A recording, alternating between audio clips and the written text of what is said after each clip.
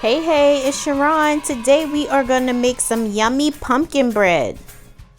So here are the ingredients. We have some canned pumpkin puree, flour, 4 large eggs, white and brown sugar, vegetable oil, vanilla, cinnamon, pumpkin pie spice, salt, baking powder, and baking soda.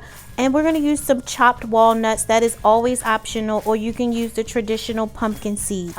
So let's get started. First, I'm going to add the flour. So now you're going to see me adding the salt, the baking powder, and the baking soda.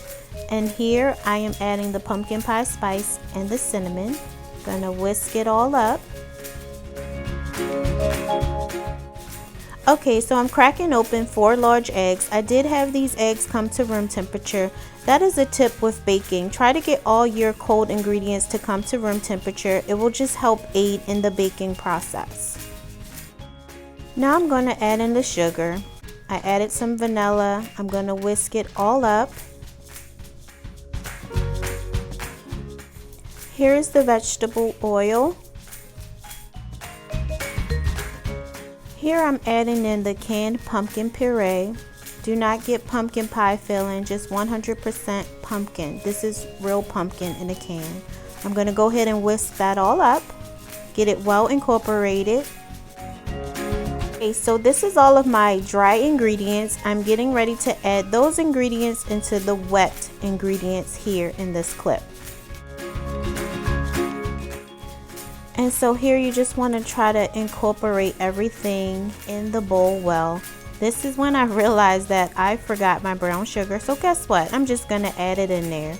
You know, sometimes with cooking, you know, you forget something. Sometimes you even forget ingredients in the recipe altogether.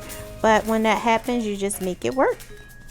And at this point for me, I did taste the batter just to see if it needed more sugar. So here you're just going to spray your pan of choice with some non-stick spray. And then right here, as you can see, I am adding the batter to the pan. So here you're going to see me placing the chopped walnuts on top. I would recommend that you do this once the bread has baked at least halfway through, because you run the risk of these burning.